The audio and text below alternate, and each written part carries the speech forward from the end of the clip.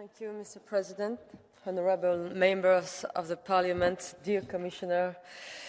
The Belgian presidency of the Council of the EU has taken note of the measures announced by the Commission to respond to the demands of our farmers. We have put the item on the agenda of the next meeting of the Agri-Fisheries Council, which will take place on February 26, to allow the Minister of Agriculture to express their views on the measures proposed by the Commission, as well as on the possible need for further measures. As the European Council pointed out, on February the 1st, the European Common Agriculture Policy has an essential role to play. However, the rules adopted in 2021 to reform the CAP need to be reassessed in the light of current realities. Ces règles ont été présentées avant le Covid. The proposals were initially presented before COVID and before the onset of the war in Ukraine. They therefore require to be updated so that we can strike an appropriate equilibrium in our agricultural policy. That is to say, we need to guarantee food security and equally fair remuneration for farmers. We will need to take, of course, a short-term approach, but equally a medium-term and strategic vision in order to ensure that we have sustainable agriculture in the European Union in every sense of the term. That is to say, for the planet, but also for those who are involved in the sector. Thank you very much for your attention. Thank you very much indeed, Minister. I now give the floor to Maroš Šefčovič on behalf of the Commission. Vice President, you have the floor. Mr. President, Madam Minister, honourable members, good morning to you all. We can be rightly proud of the crucial role played by Europe's agri-food sector, guaranteeing food security, safety and quality not only for 450 million Europeans, but for many others around the world.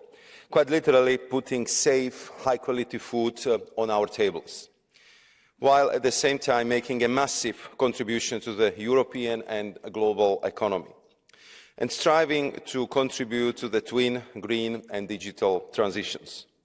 But while the sector has shown remarkable resilience in the face of challenges such as the pandemic and Russia's war of aggression against Ukraine, we must ensure that our food system is also fit for the future. With the Green Deal, we have already put in place an ambitious roadmap to lead us to that future. And yet the reality of climate change, biodiversity loss, growing resource scarcity, price shocks, and an increasingly competitive global market is having a huge impact on the farming sector and rural communities.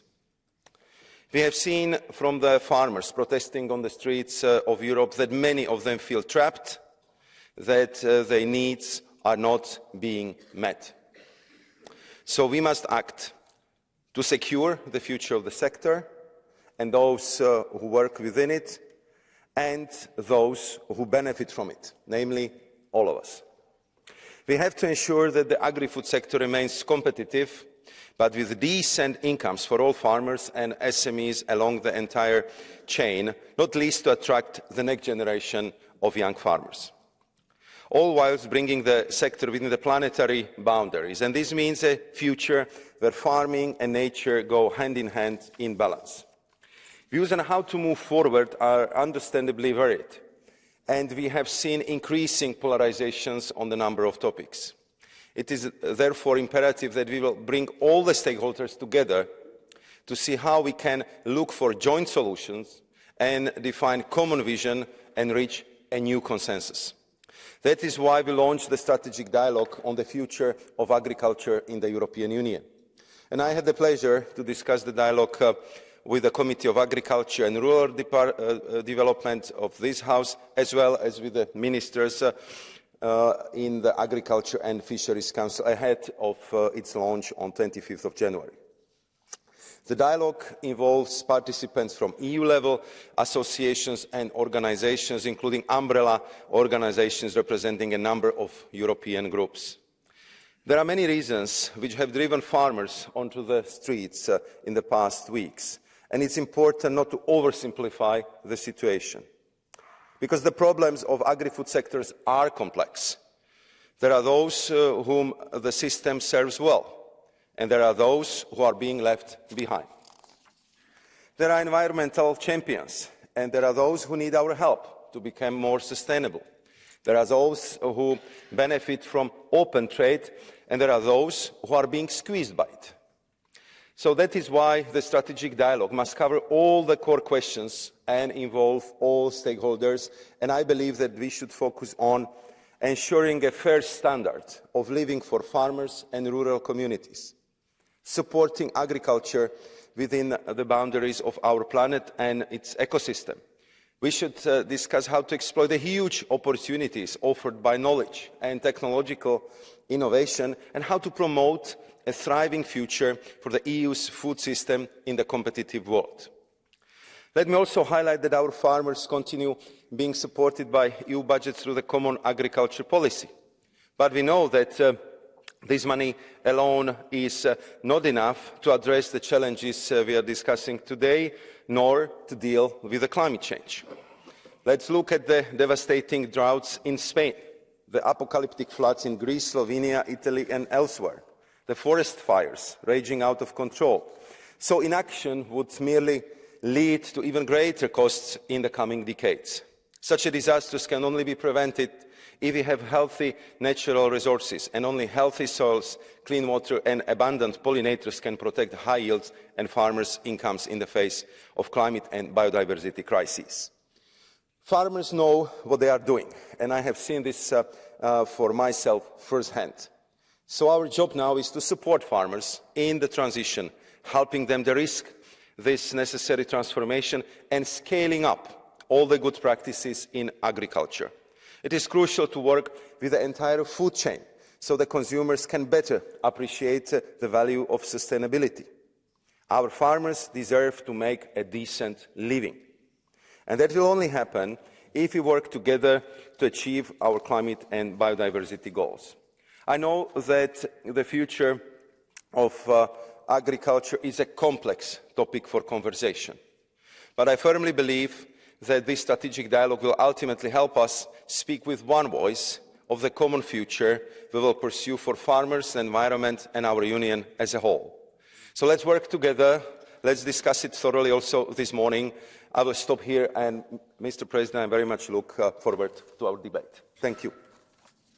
Herzlichen Dank. Thank you very much indeed, Commissioner. We now move on to the speakers on behalf of the political groups. May I call Manfred Weber. Sehr geehrter Herr Präsident, Herr Vizepräsident, President, Vice President Šefčovič, Minister.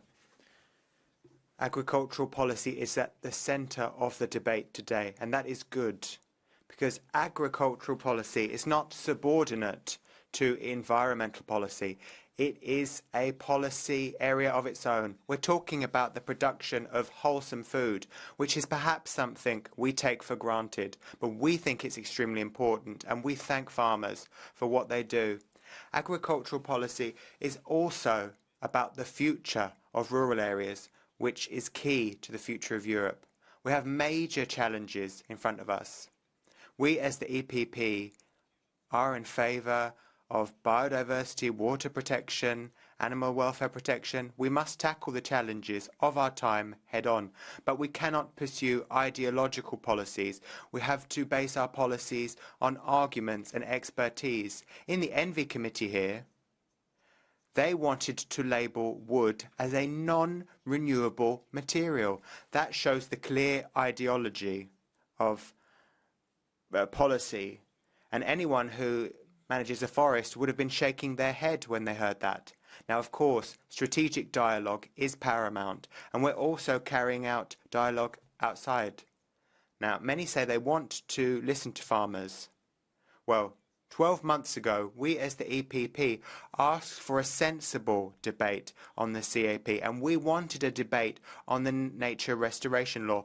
And the temperature, the mood back then was quite different. We said that the SURE initiative, the Sustainable Use Regulation, and the Nature Restoration Law, we said they were bad laws back then. Now, it would be wrong also to impose the mandatory use of less pesticides. So that's why we said that those legislative proposals went in the wrong direction. We have been criticised, pilloried. Peter Liese was criticised very heavily by the head of the ENVI committee for our policies. And now, however, others criticising Brussels for producing too much bureaucracy. That's what the French president is saying. But that's what we said a year ago. Now, farmers know that they can depend on us. We will be their advocate. We have fought hard. Yes, we're in favour of biodiversity protection. Yes, we're in favour of protecting the environment, but together with farmers, not against them. García Pérez. The next speaker is Ms. García Pérez. Gracias, presidente. Gracias. Thank you, President. Thank you, Vice President Šefčovič. Now, I'm quite surprised, given that the agricultural sector is up in arms right across Europe and we're having an important debate on it, and we don't have the Commissioner for Agriculture here. It's not that he's not here. He doesn't seem to be anywhere at all. He's completely disappeared. But anyway, let's talk about what he's supposed to be responsible for. Farmers' protests in the European Union have shown us that the farming sector needs the European Union, just as the European Union needs sustainable agriculture, because thanks to farmers, we have high-quality food. And it's thanks to the European Union that farmers have more protection vis-à-vis the massive challenges that they face, such as the increase in production costs and the dramatic consequences of climate change. Getting over the farming crisis needs to be done with the assistance of the European and not via indiscriminate attacks on the CAP, as have been made by some European governments, Hungary and France, for example. Let's not forget that the latest reform of the CAP was adopted by all national governments from all political parties, including Mr. Orban's government, the same man who is now standing on tractors and regaling everyone with populist rhetoric. The damage caused by Italian and Spanish truck drivers in France are intolerable. The apology from the French government is a positive gesture, but it's insufficient. The Commission needs to adopt the necessary measures to mitigate the costs that hauliers are facing and to guarantee the free circulation of goods. Ladies and gentlemen, we need more dialogue and less polarisation. Farmers need to be aware that the dispute between the right and the far right is damaging to their interests, because the far right are not looking to increase farming subsidies. What they're looking to do is renationalise agriculture, which would be devastating for European farms. We need to talk to and listen to farmers. The protests deserve a clear response from the Commission and Member States. Support to the agricultural sector needs to maintain the extraordinary direct assistance, particularly for those farmers who are the most vulnerable to price increases and the consequences of floods and droughts. It's also crucial to ensure that the directive against unfair commercial practices is implemented in all member states, because that would help to improve the position of farmers in the supply chain. Fair prices. Simplifying bureaucracy is another measure that's necessary in a context of increased regulations. The first thing to do is to identify which administrative burden could be reduced, because simplifying doesn't mean no longer complying, it means complying in a simpler manner.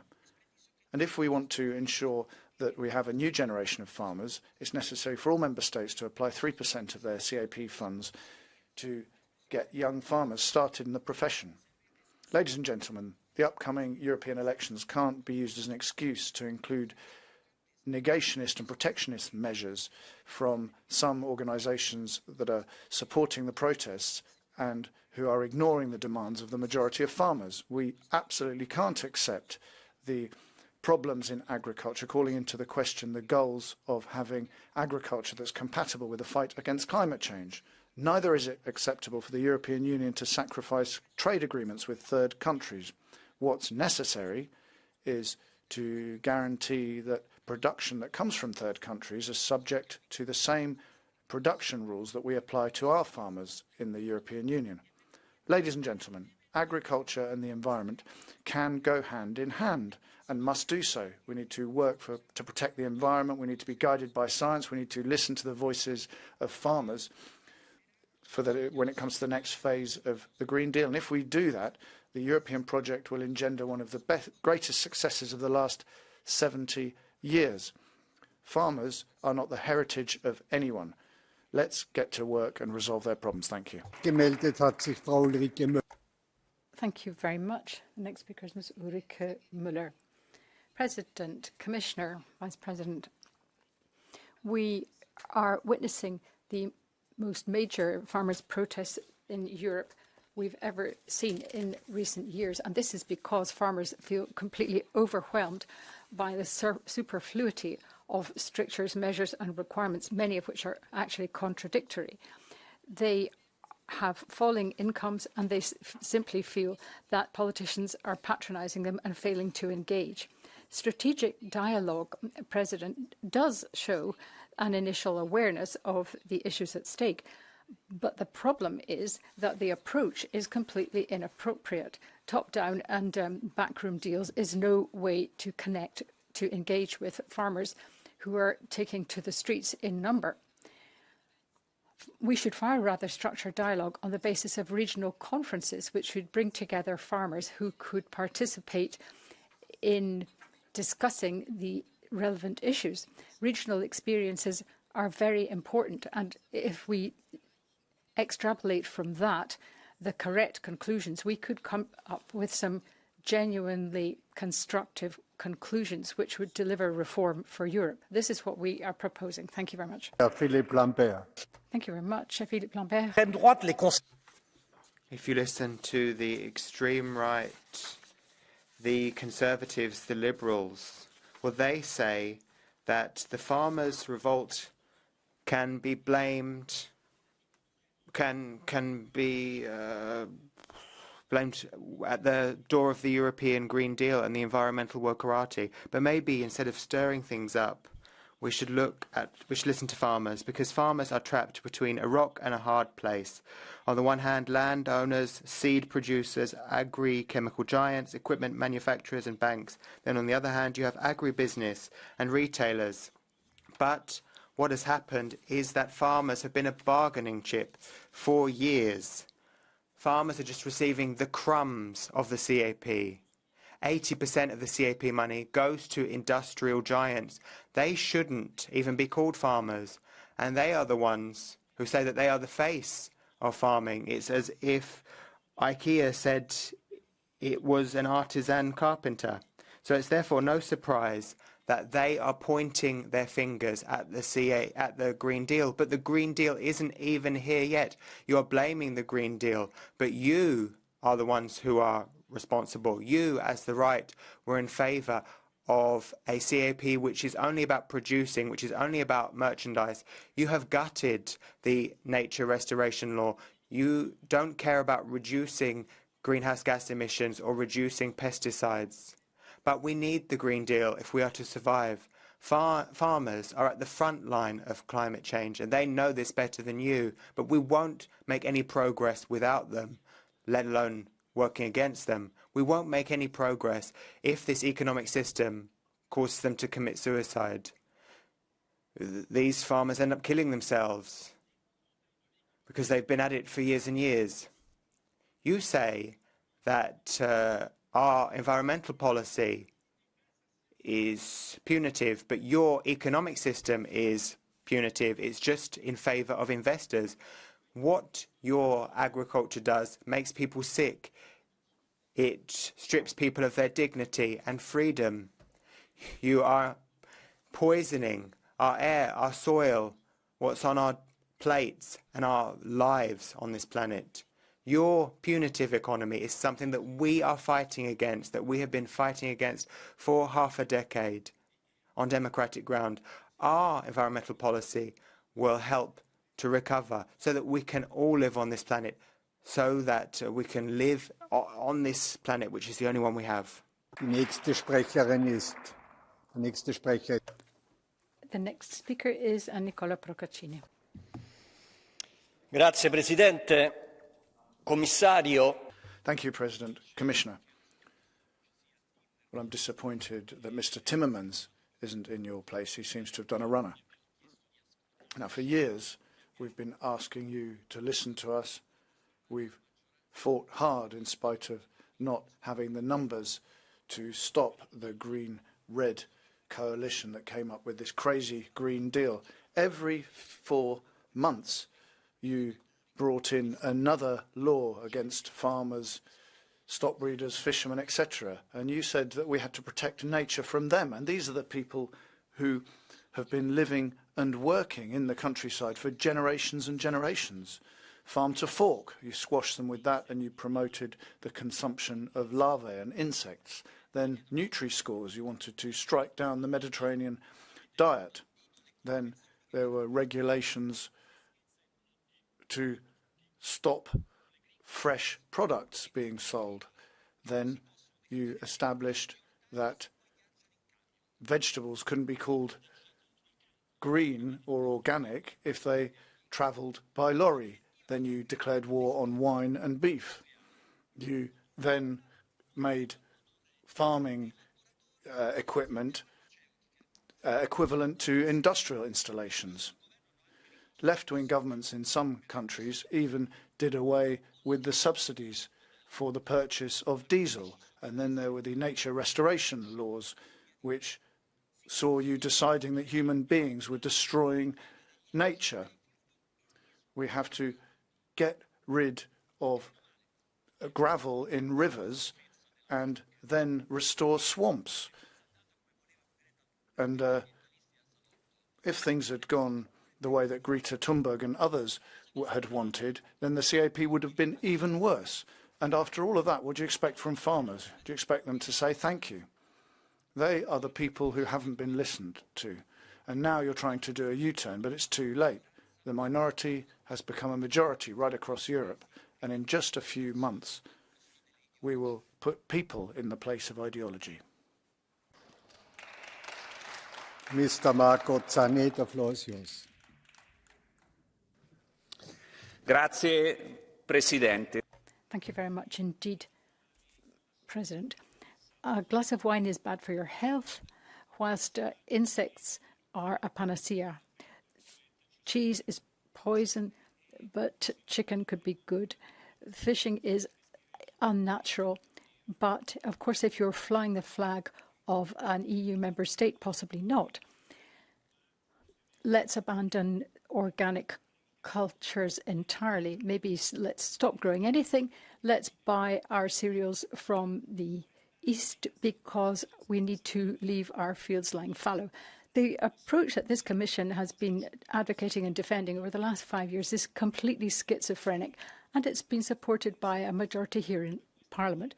It's completely hypocritical in the face of war and in the face of the many other challenges for the policies that are being pursued to be pursued. And now finally an alarm bell is ringing loud and clear throughout Europe. The green policy of Timmermans and von der Leyen has been an absolute and utter disgrace, and it now falls to us both to correct it and to change it.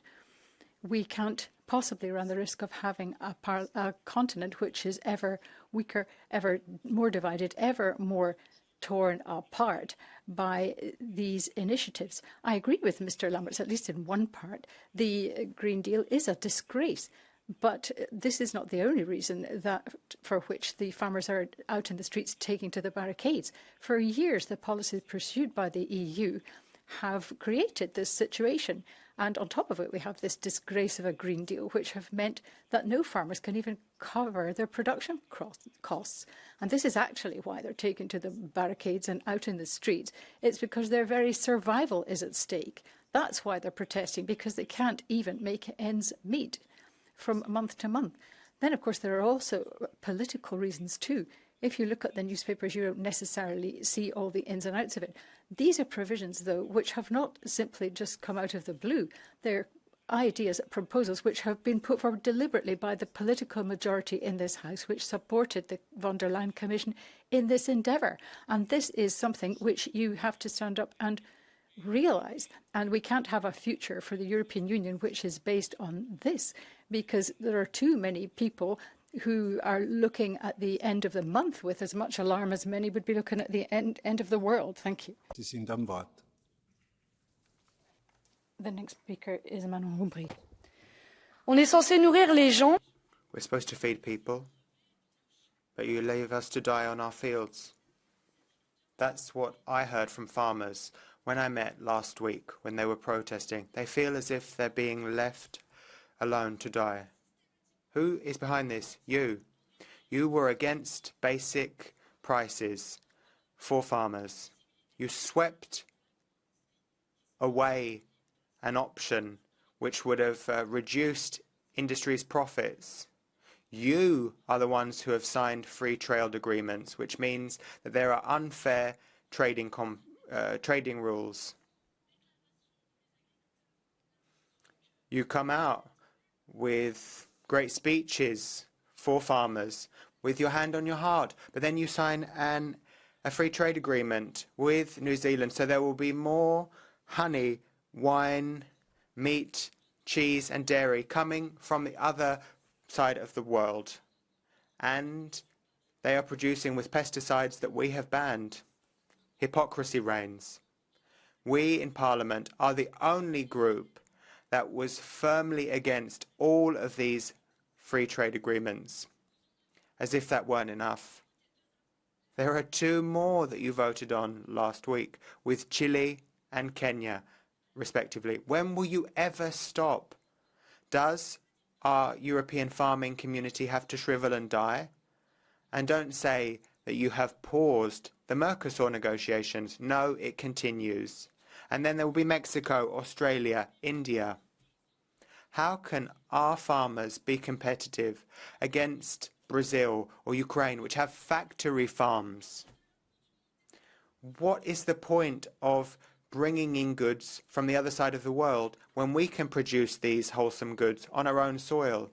This is an attack on fishermen and women, farmers, growers, workers, those who feed us day in, day out. I recently met farmers who were asking for help. In 2023, they hadn't been able to sell anything. These beekeepers hadn't been able to sell any of their honey. These supermarkets preferred to buy Russian honey, Putin's honey. And so what are you going to say to these farmers and beekeepers? Are we going to continue with all this madness? Farmers won't be milked dry by the industry and by your obsession with signing free trade deals. If we continue on this path, then you will end our farming sector. The next speaker is Mr. Dino Giarrusso. Presidente, gli agricoltori europei Colleagues, President, European farmers are raising their voices. They're protesting. It's happening in Italy, Belgium. It's happening here, just outside this building. And there's a very simple reason for that. They cannot make ends meet. For years, decades, we've allowed large distribution chains to destroy the prices that farmers receive. Producers are producing at a higher cost than they manage to sell what they produce, and that's the key problem. And I think it shows bad faith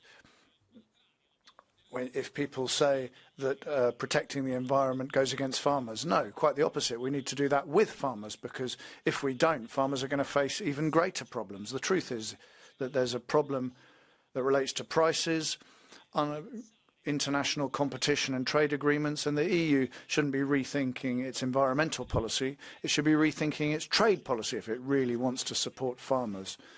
Every European region needs to receive the same contribution. A Sicilian farmer currently gets a third less than other Italian farmers, and that's unacceptable. Let's change these rules now. Mr. Siegfried Muresan, the floor is yours.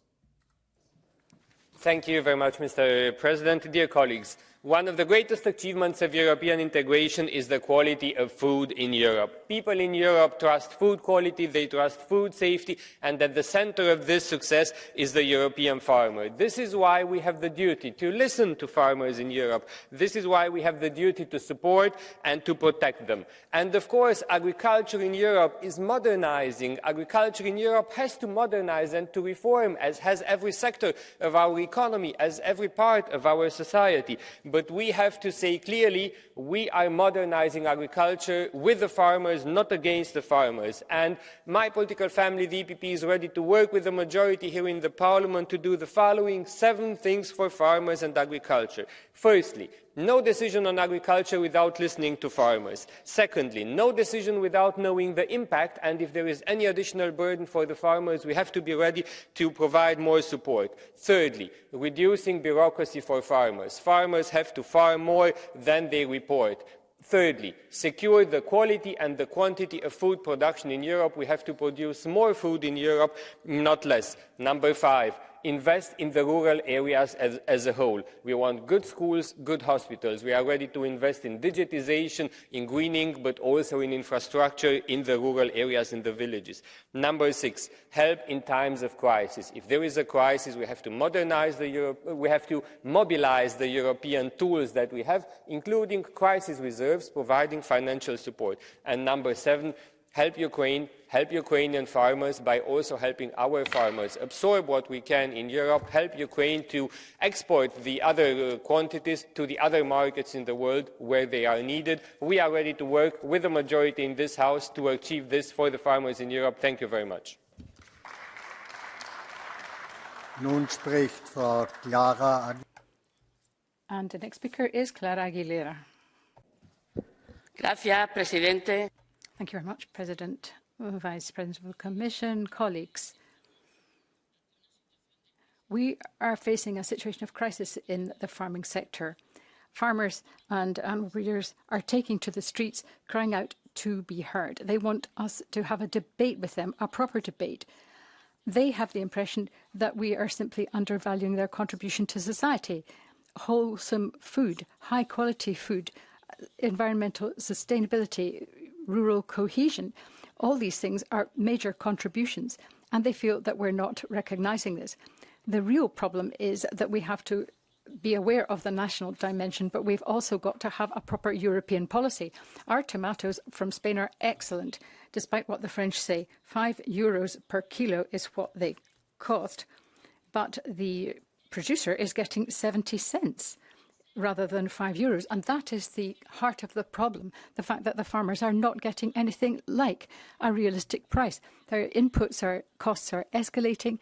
We are getting cheap imports from third countries. And these are the problems. It's not just the green agenda, which does have positives. This is really the issue. They don't have a fair income. And this is the responsibility of all of us, including the Commission. You've mentioned von der Leyen, you've mentioned Timmermans, and started castigating them. And you've also pointed out that the Commissioner for Agriculture hasn't even done us the courtesy of attending the debate. The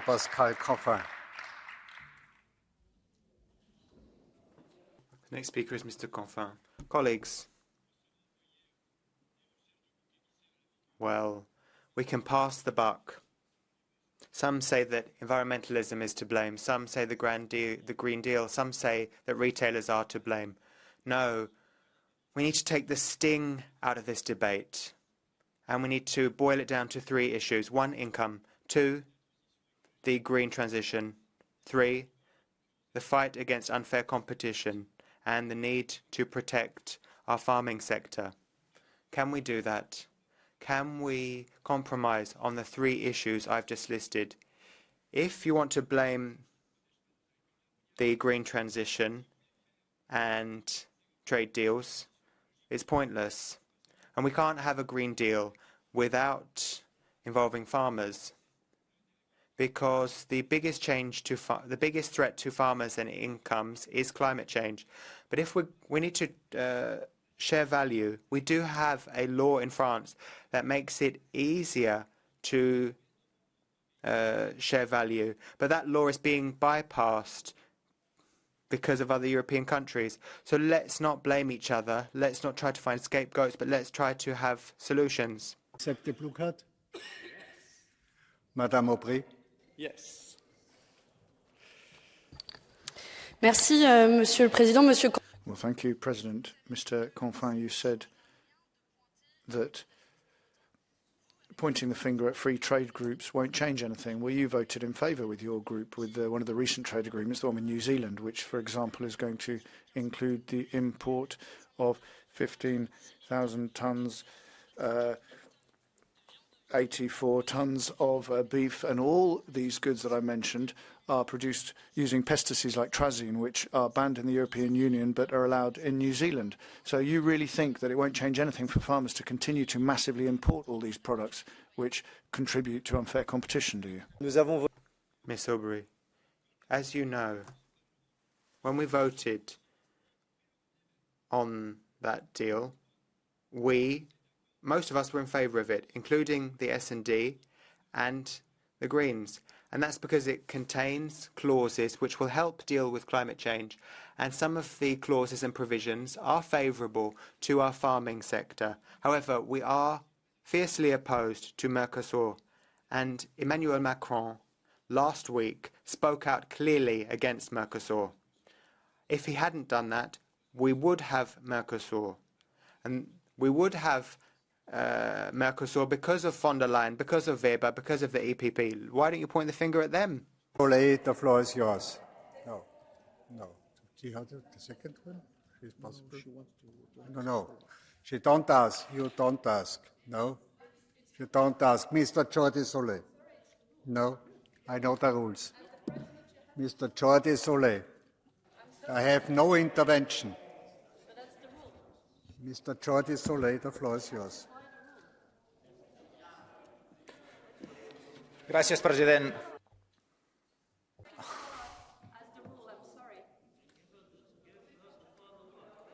It's just a rule in the rules of procedure. I'm sorry. But I give the floor to Mr. Jordi Solé, so it was a mistake from my side, but he has the floor. No problem. Los agricultores y ganaderos tienen... Farmers and livestock breeders have many and good reasons to demonstrate loss of competitiveness, problems with exports. But let's not make this mistake. The problem is not the Green Deal, as the Conservative coalition constantly says with populist arguments. The problem is the economic structure, which is stacked against small producers. They're not receiving appropriate income, because we all know that with appropriate income, farmers would be the number one allies of the green transformation. And the reason that they're not getting appropriate income is the large retailers, large groups that oblige them to sell their goods at low cost, and also as a result of unfair competition from goods that come into the European Union without complying with the minimum requirements that EU producers have to comply with. And that's a result of your free trade agreements. Let's not be hypocritical here. Let's explain the true reasons why farmers are facing problems. Thank you. Is Madame Beata Sidlo.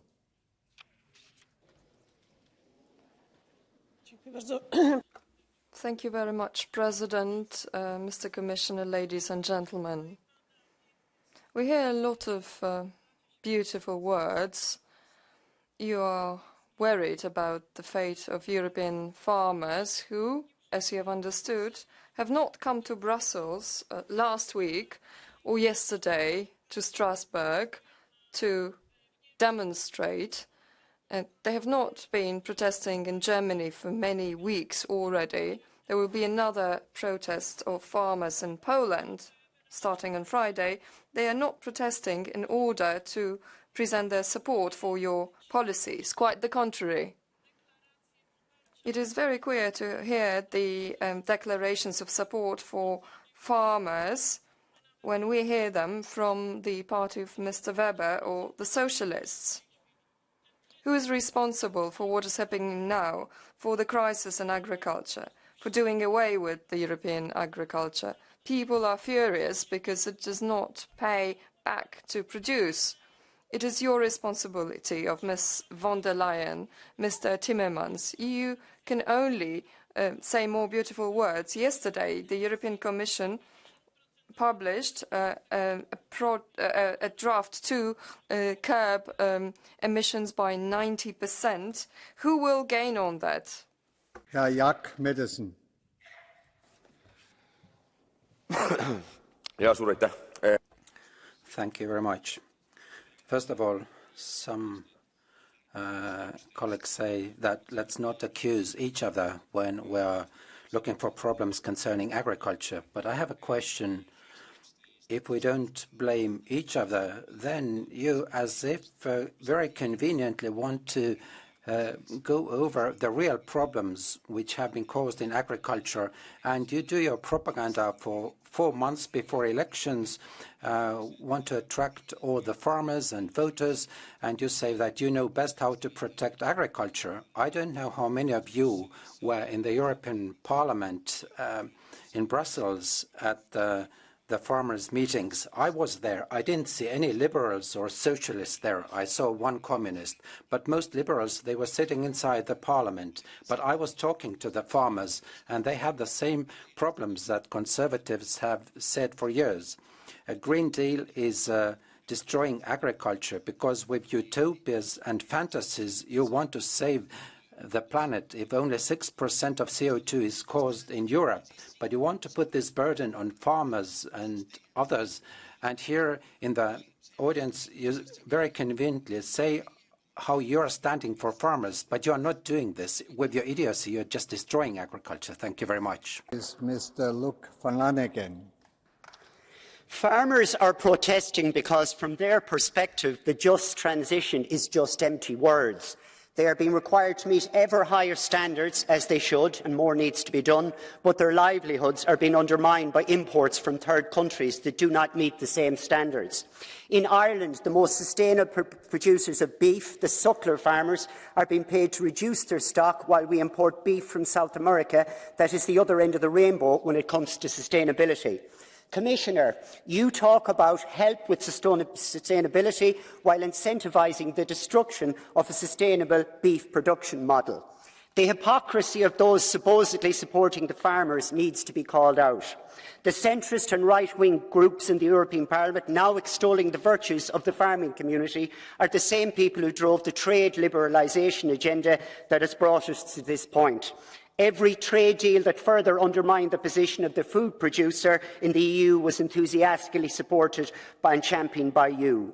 And finally, you are wrong, Manfred Weber. Farmers can't depend on you. On your watch, food has been reduced to a commodity, to be traded around the world, exploited for profit by multinationals, instead of being valued as an essential human right and those who produce it, being respected for work. You don't do that, and you're not. So, Madame Maxette Bierbakas. Monsieur le Président, Monsieur le Commissaire. President, Commissioner, colleagues, the agricultural crisis which we're facing today is very serious, absolutely.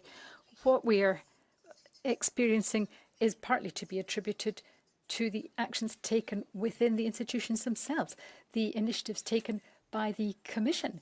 And this is why our French and other farmers are so angry, and those in the ultra-peripheral regions are at least as angry. Too much is being imported into the European Union, far too much pollution is being generated, and you are simply swallowing the objectives of the Commission without questioning where this is actually going to lead. The free trade agreements which the European Union is signing are simply contributing to the hemorrhaging of agriculture on this continent. It should be a great wealth for Europe, and we should not be undermining it and throwing out the baby with the bathwater by importing products from other third countries. We need to respect and support farmers because we depend on their wholesome foodstuffs. No, excuse me. It was Mr. Dorfmann. Kolleginnen und Kollegen, was ist... Colleagues, what is sustainability? What is a sustainable farm? It's when you can hand a farm down from generation to generation. So there's an environmental part, but there's an economic part too. A farmer has got to be able to make ends meet. Why would a young person get into farming? Why would you accept that you should be a farmer earning less than someone working in an office? In nearly every EU country, the farming income is under the EU salary average. So we need to strengthen the economic side of farms. If farmers are going to plough their land, if farmers are going to grow, if they're going to set land aside, if they're going to look after animals, that should be their decision. We should leave it to them. And I was expecting some proposals from you today, Commissioner, but I didn't hear much from you. Now, we need thriving rural areas, and that includes the mountains. I'm from a mountainous area in Italy, and what we've seen there is that when farmers up sticks and leave, then others follow them, and then these communities are eroded. So we need them to stay there. Herr Mohamed Chahim. Thank you, Mr. Dorfman. Mr. Chahim now, please. Thank you. Thank you. Thank you. Beste vrienden, beste collega's. Colleagues, friends, without subsidies, many farmers would be making a loss. This is an untenable situation for farmers, and it's true of eggs, apples, cereals, dairy sector. This is their daily reality. Transporters, bankers, retail industries are all pocketing profits at the cost of the farmers. And it is absolutely high time that we recognised that we can't be defending the interests of those who have at the costs of the farmers. The farmers have got to be central to the model for the future for Europe. And this is what the right has got to realise. You can't start blaming on on climate change, on the Green Deal, on the Nature Restoration Directive. We need all these things for our farmer because they need to have a good environment in order to produce wholesome, good quality food. That is what is necessary. But they also have got to be properly remunerated for what they are producing. And that is the piece of the jigsaw which is missing in this Parliament. Thank you. Pane komisaři, kolegové, evropští politici si z našich zemědělců dělají léta.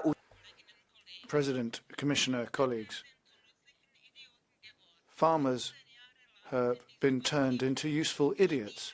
Subsidies haven't gone up for many years, but equipment, seeds, etc. costs a great deal more. But farmers' produce is still being sold at the same price as it was 10 years ago.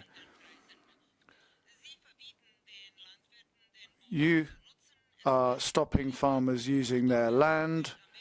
It's cheaper to bring in produce from Ukraine and South America, the Green Deal as well. Our farmers have reduced emissions by 22%. In the US, they've increased by 6%. In China, 24%. And in Brazil, they've gone up by almost 50%. And you say that now you want to talk to farmers now that they're in the streets. But where have you been for all these years? Shouldn't you have been doing things, acting? Thank you.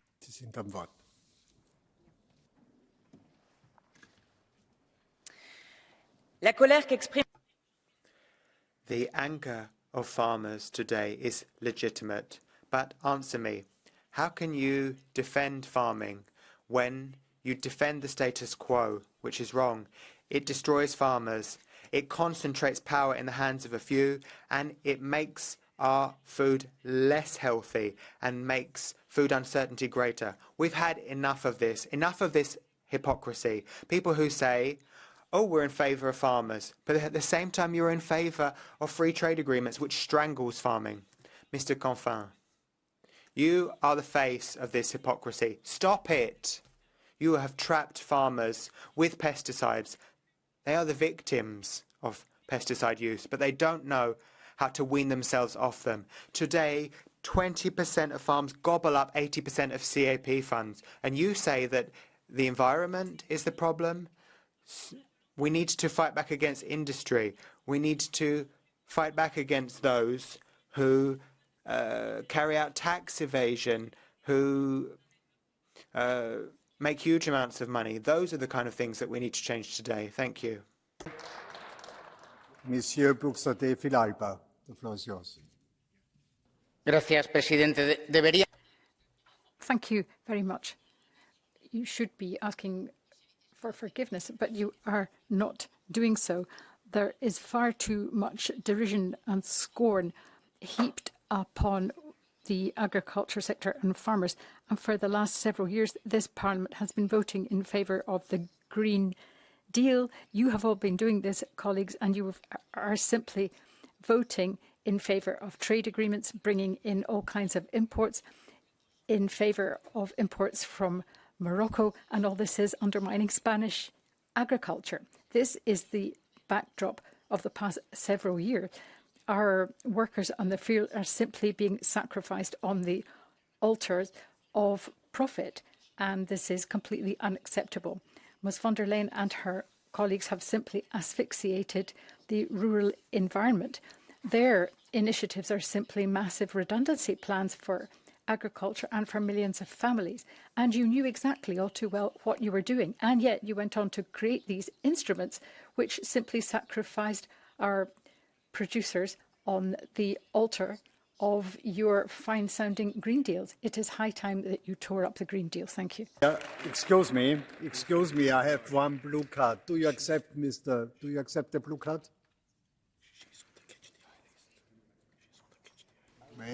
Sí. Gracias. El señor Buxade. Thank you. Well, Mr. Buxade, you're asking this House to apologise for measures that have been taken by the whole House to benefit the farming sector. And I'd like to ask you whether you've asked your commissioner from your political family, the far right, about this, because he's not here in this debate. Have you asked him to apologise for all the things he hasn't done during this legislative term? I'd like you to apologise for constantly instrumenting, using the farming sector. What they need is more Europe, not less Europe, as you're calling for. They don't need less Europe, as you say. Farmers and fishermen need to be helped via measures that we adopt here. Might I just reiterate that I did not vote in favour of the Green Deal. I did not vote in favour of the Farm to Fork strategy, nor the biodiversity, nor any of the trade agreements which have gone through this House and are simply bringing in masses of products from third countries. This is the grim reality. You voted for them. You voted for them. I didn't. We didn't. And now we're coming towards the elections. Everybody wants to be friends of the farmers. But I can tell you, you have a globalist agenda, and this is an agenda like the 2030 agenda, which is absolutely guaranteed to encourage and increase import. Your minute is over. Ladies and gentlemen, please. Let's not go over the top in terms of speaking time during this debate. I've let people go over their speaking time a little bit, but when it comes to a 1 minute time period, I can't give you more than 5 or 10 seconds extra, because otherwise it's unfair. I have to treat everyone equally, and we're running late. So therefore, I'm going to have to do something about blue cards. I can only allow one question for 1 minute when it comes to a blue card. So please, let's stick to the rules. Let me now give the floor to Mrs. Limmer, please.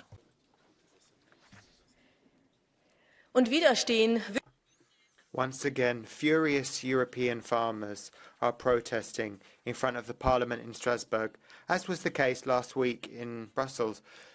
Do you need hay, slurry and eggs to be thrown at you for you to wake up? So we're not just talking about suspending set-aside rules, suffocating bureaucracy, Mercosur, unfair competition, organic quotas, livestock bans, or PPP bans. The list goes on, the list goes on. It's not just about that. Farmers are just fed up of your ivory tower policy making with your Green Deal and your handouts. They don't want to be caught up in your idiotic attempts to save the climate and to turn them into carbon farmers. Industry can just up sticks and leave, but farmers grew up on their land and they won't give up and leave it. And they won't be ignored anymore either. Das Wort gebeten hat Herr Chris McManus. Mr. McManus now, please.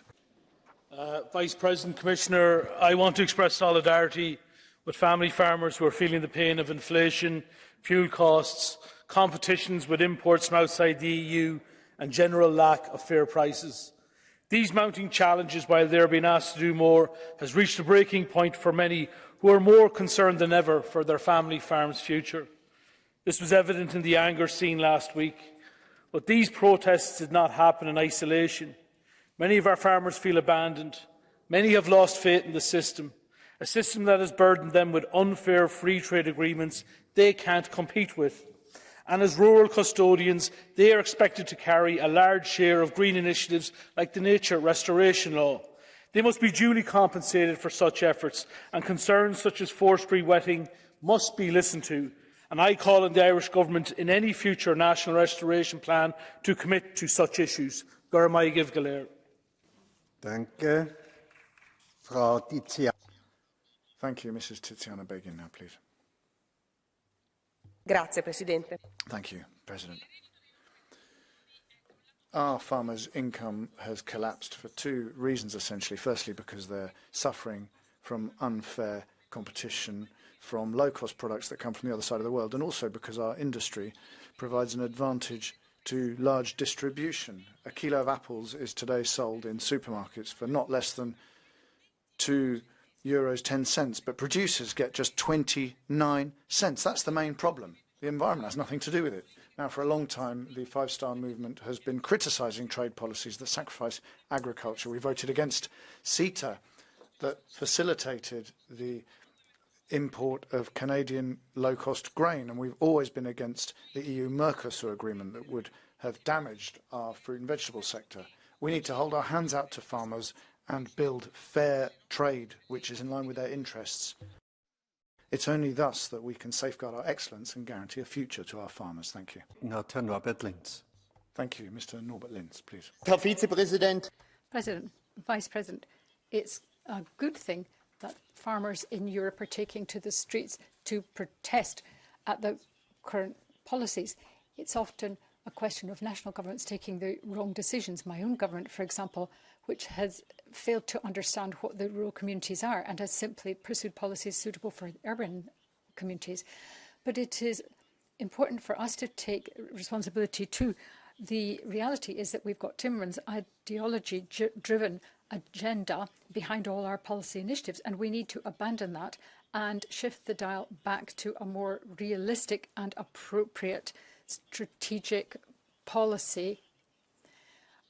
I am disappointed, though, that the members of the farming community are in the streets demonstrating in the way they are, and we have nothing to propose to them. We've got to put a stop to so many of the problems that they experience. We've got to cut red tape. We've got to ensure that they can actually produce the products they want, that they have less bureaucracy, that they can actually produce the food that we need and the things that they want to produce. Stop. Mr. Herr Linz, wait a moment, but I have a blue card from Robert Bronis, but I will ask you, you are also on the list of Catch the Eye. What is your priority, the blue card or Catch the Eye?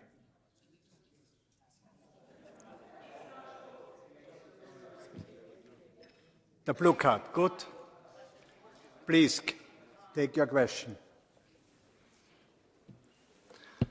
Thank you, Mr. President. Colleagues, indeed, you have already mentioned that, but legal acts, regulations and directives allow member states to make the conditions even stricter and to impose stricter regulations. What is your opinion?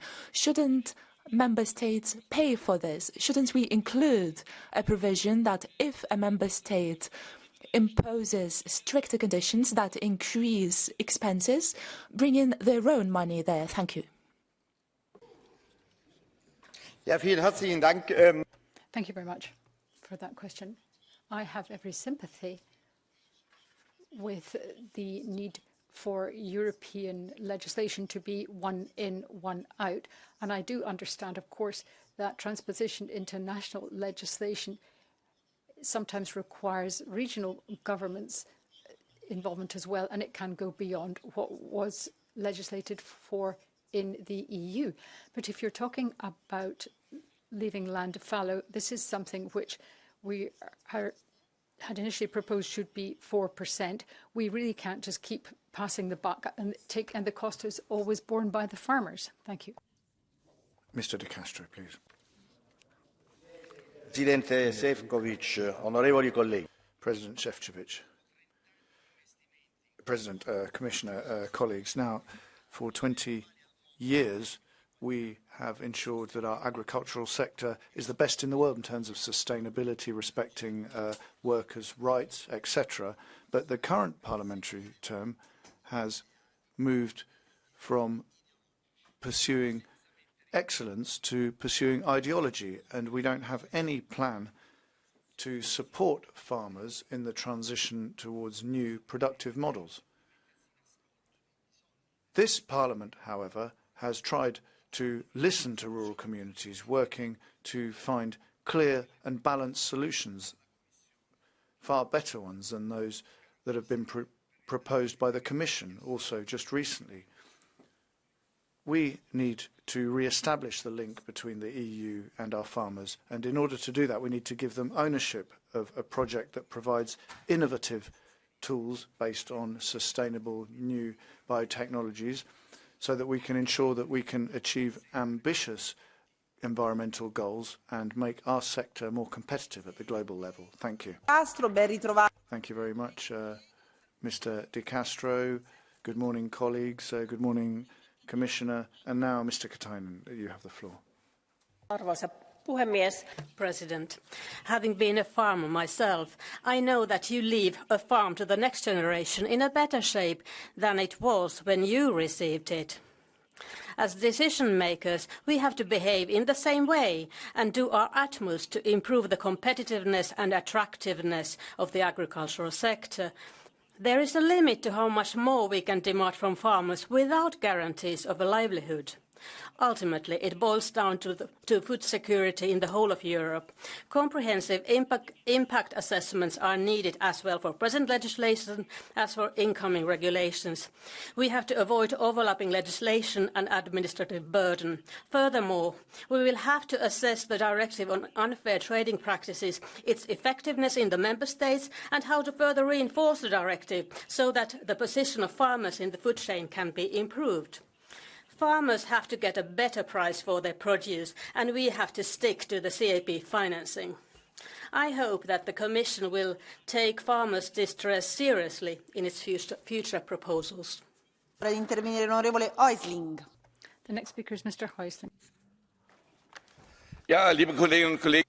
Colleagues, I have a lot of sympathy for farmers who are protesting. We don't need to burn anything there.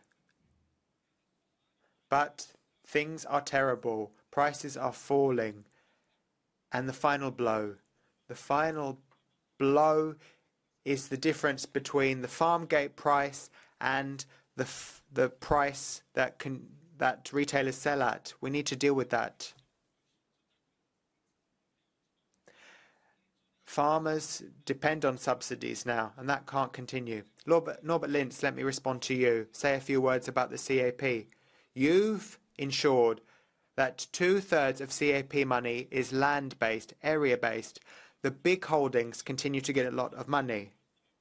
And now you, Norbert Lintz, say that this was the biggest CAP reform since McSherry, and now you're saying it's a bad reform. You always celebrate when environmental measures are scrapped, but no, environmental measures are needed. If you are in favour and celebrate the removal of environmental measures, then you are against farming. Thank you. The next speaker is Mr. Bourgeois. Thank you very much indeed.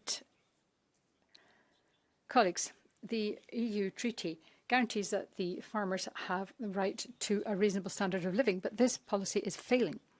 Our farmers are entitled to get a proper price for a good quality product, but our family farmers are powerless in the market, especially vis-à-vis the big players in the food production chain.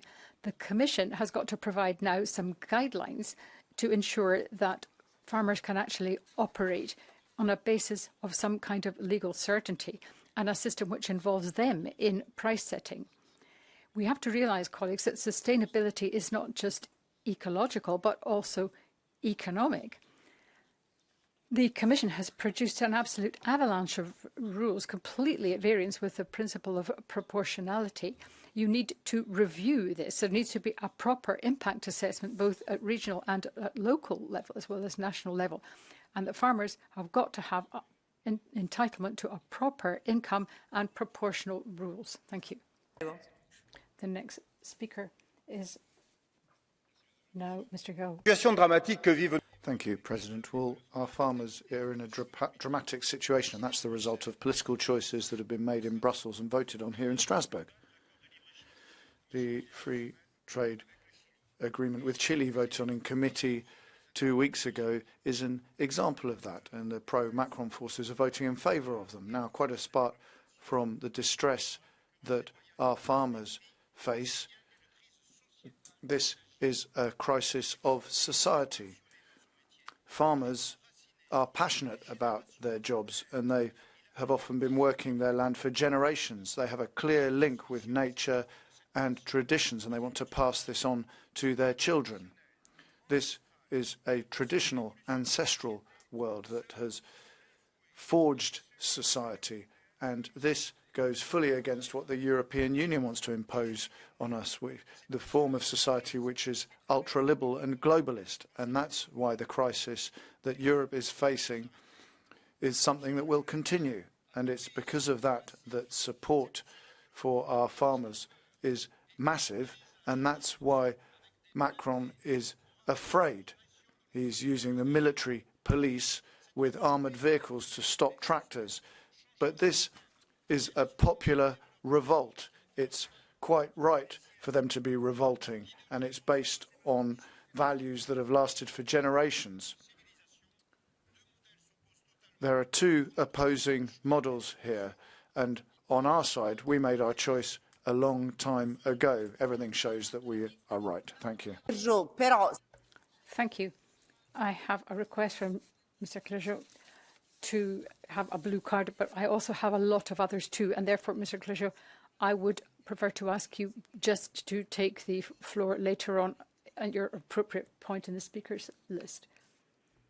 Köszönöm szépen, tisztelt kollégák! Az elmúlt hetek gazdatüntetései jól igazolják és jól mutatják, hogy a jelenlegi brüsszeli vezetés tévúton jár, és örülünk, hogy itt van Šefčovič alelnök úr, de itt van... Well, the leadership in Brussels is on the wrong path. We should have Mrs. von der Leyen here. Actually, she is ultimately responsible for all this stuff: war in Ukraine, migration, farming, agricultural policy. It's clear that Brussels is being led and doing things on the basis of ideology. It doesn't have the interest of the people at heart.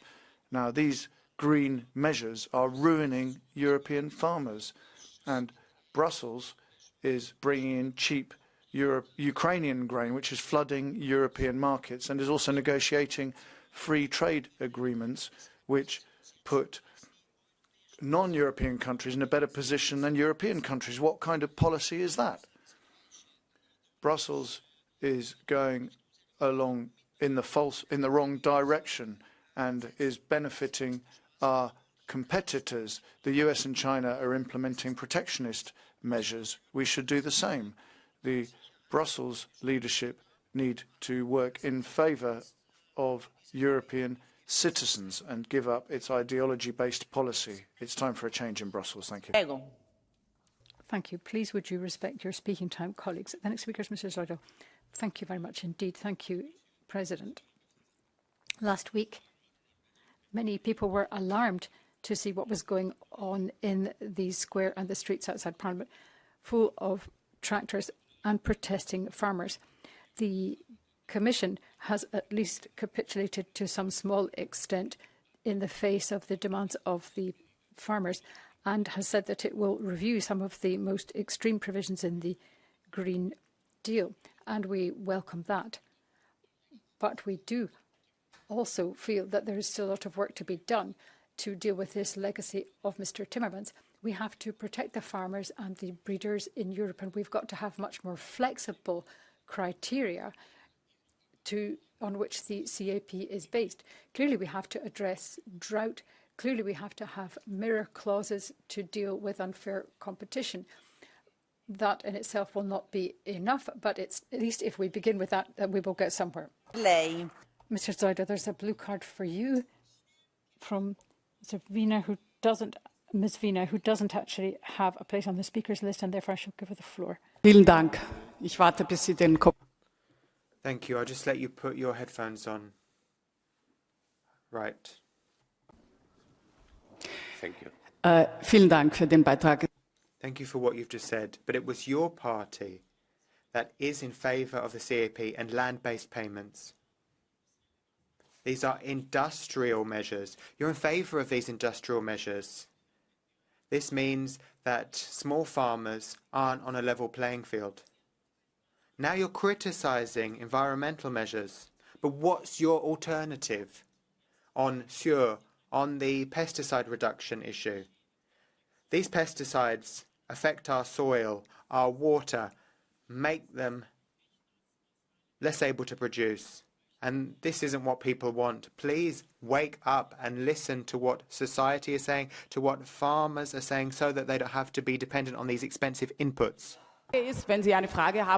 So, if you want a concrete question, do you agree with me or not? We need to protect farmers, do we not? Mr. Zoido. Thank you.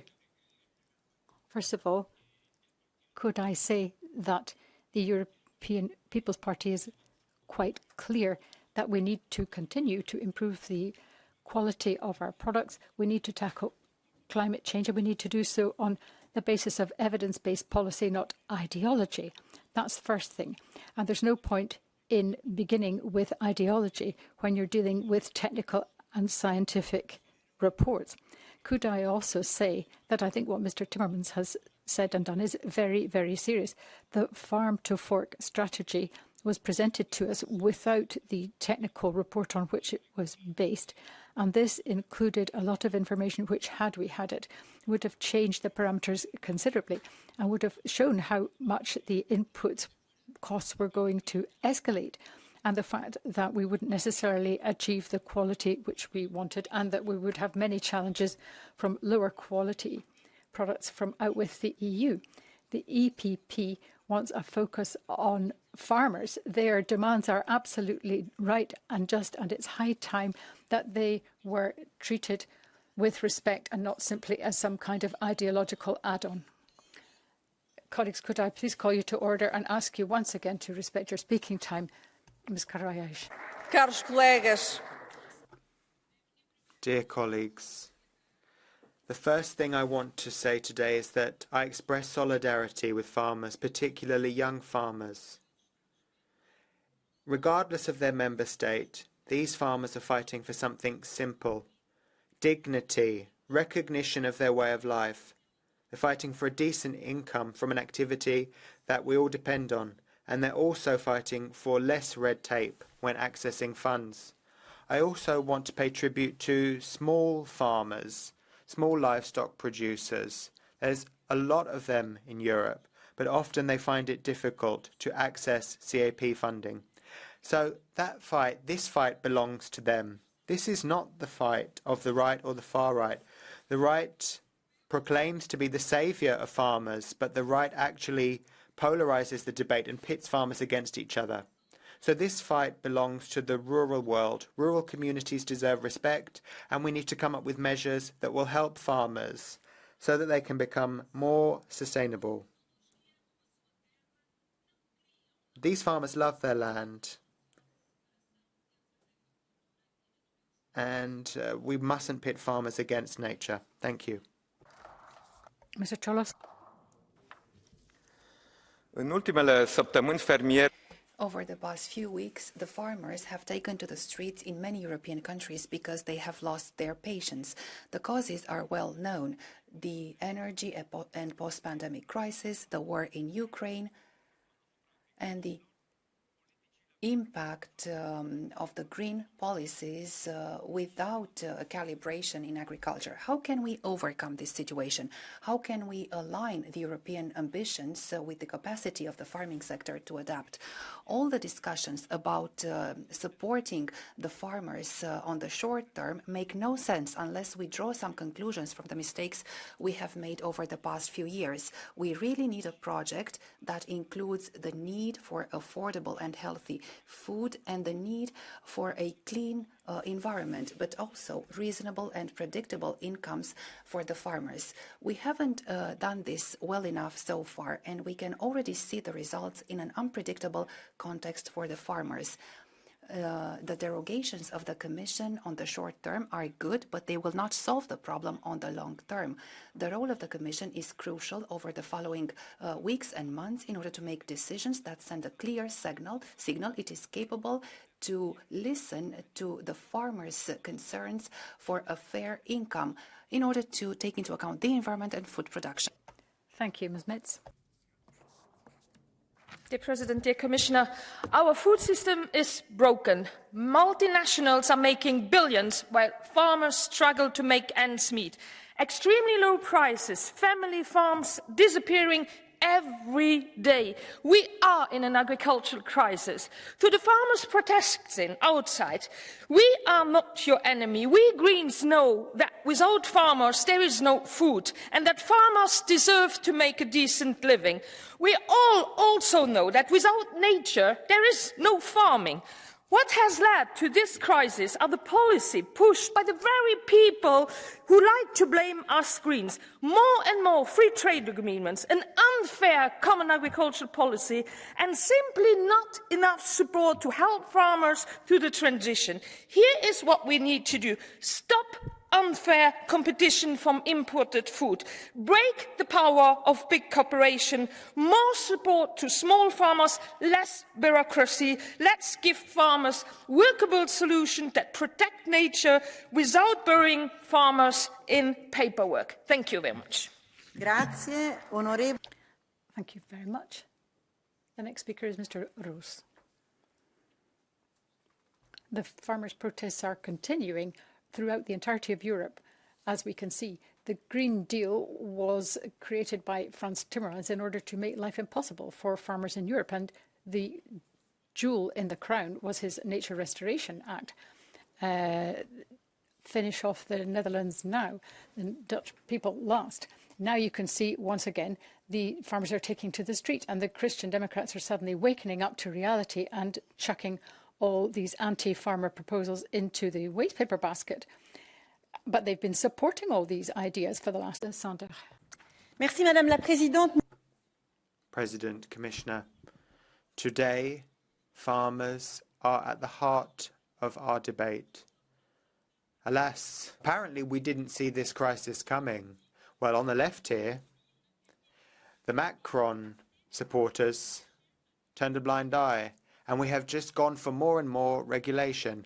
Then if we look at the National Rally and the extreme right, they're absent. But we in the EPP have long spoken up for the farming community, being the mouthpiece, talking about their despair. But now we must urgently act. We need to press pause on new rules and regulations. We need to have mirror clauses. We urgently need to simplify the CAP. We need to look again at the 4% set-aside rule. We must act so that we can ensure food security throughout the continent. There's a blue card from you, from Ms. García Muñoz. Señora Sander, las legítimas protestas. Well, thank you, President. The legitimate protests of farmers have led to disputes between French farmers and Spanish lorry drivers transporting Spanish goods, and this is worrying. Now, we need to maintain the single market, and also we're concerned about lorry drivers. Now, is the right way for French farmers to be throwing Spanish goods out of lorries? I mean, is the French government going to allow this to continue to happen? Shouldn't France take the responsibility for its own agricultural policy? Thank you. France, our farmers are dealing with additional problems because of so-called gold plating. But should we have the same rules throughout Europe? We see that farmers don't comply with the same rules. They don't have the same rules, which leads to further problems. And that means that farmers aren't on an equal footing. Let's ensure that the rules are the same within Europe, but also in the rest of the world. Prego. Mr. Clégeau, please. Chers collègues, Colleagues, the environment is not the enemy of agriculture. The enemy of agriculture is liberalism. Liberalism has led to a reduction in farmers' revenue, farmers' income. Income. That should be what's at the heart of our debates. And in order to do that, we need a CAP that's different, because unpredictable and deregulated markets is a system that doesn't work. But we can change the implementation of the CAP by putting a ceiling on assistance, on aid, to help the smaller farmers. And we can also fight against the deregulation of the markets and speculation. There needs to be a redistribution of value, which guarantees income for farmers. We need to suspend free trade agreements and bring mirror clauses and the CBAT in. And we also... Mr. Christensen, please. Jeg er landmand, og jeg har støvlerne på, herr kommissær. I hele Europa, der demonstrerer landmændene med deres traktorer. Det er fordi, at usikkerheden er meget... And we have to recognize that there is huge financial uncertainty and economic and social uncertainty amongst farmers. Fuel inputs have risen. The environmental constraints are greater. The levies are taking their toll on the farmers. We understand all this. It's high time that we took some time out. Of course, environmental change is necessary, but all this has simply taken place at a pace that is unrealistic. There's far too much red tape bearing upon the farmers, and as Ursula von der Leyen said herself, there should be a 25% cut in red tape, and there needs to be a review to make sure that we find the right solutions, green solutions, yes, but realistic solutions for farmers. We have, of course, to ensure that biopesticides can be approved more rapidly so that they can be used rather than others. And implementation enforcement is, of course, key. Thank you. Van der Candelare, prego. Mr. Van der Candelare, please. Commissaris, voorzitter, collega's. Commissioner, President, how many times have we debated the conditions that we're going to impose on farmers over in recent all the protests that are breaking out? Of course, we need to have climate policy, but it's degenerated into a plethora of rules, and we've basically placed the farmers' hands tied behind their backs, battling with a brutal global market. We have supported industry, and we've supported other policy areas, but not agriculture and food production. As far as I'm concerned, strategic agricultural dialogue ought to lead to an agricultural protection law, and this should be based on fundamental criteria which could have a bearing on food security. I'm thinking, for example, of availability of quality soils, of bringing more young people into the farming sector, innovation, being able to get proper prices for your products, availability of water, and so forth. Farmers have to be in the central place that they deserve. Thank you. Thank you. Mrs. Everham now, please. În titlul dezbaterii de azi, in the title of today's debate, we find an interesting word, fair. What's fair when the value of grain in the EU has decreased by 30%? The Commission comes up with a derogation obliging farmers to double the surfaces that are object to new environmental conditionalities. Farmers say, but that will double our losses because we know very well that some of the crops that were recommended to plant won't survive without pesticides. Others need lots of water in summertime when there's usually a drought. The Commission constantly tries to patch an ever-unraveling tapestry. It's really difficult for us to understand why, even now, it's still unclear that for farmers, fair means something that's decided together with them, not without them. Now, this might sound absurd, but for new ambition, you need new money. Thank you. Mrs. Alieva-Vili, please. Госпожо председател, колеги, бурните протести на земеделците в цяла Европа са показателни. Те искат да...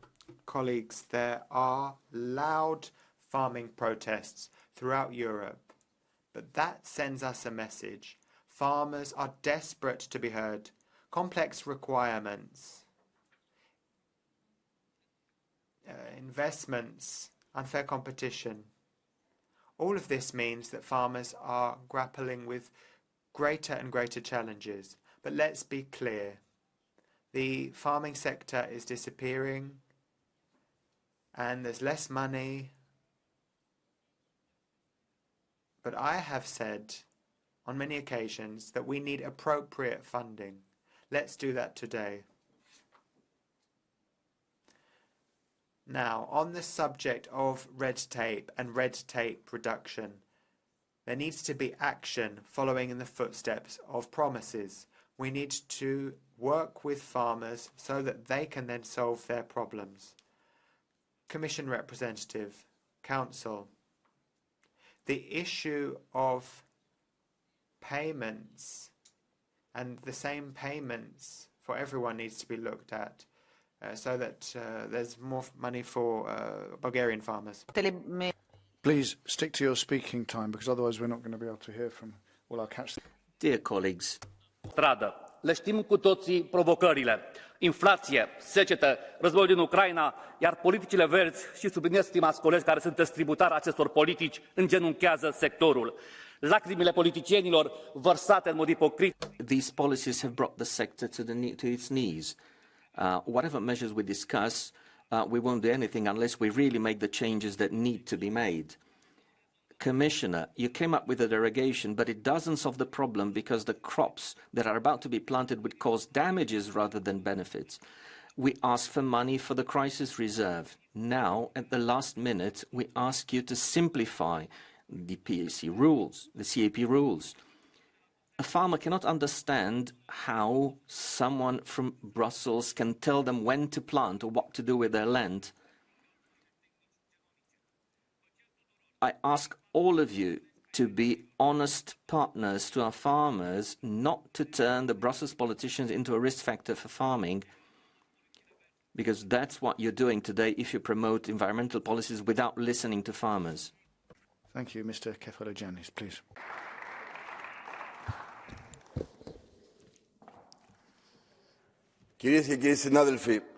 Ladies and gentlemen, dear colleagues, the CAP, which is the most successful EU policy during the last 30 years, what do our farmers claim? A decent income, reduction of the fuel and power cost. They want to top up to restore the losses of their income. Yes, they are right. What do they contribute?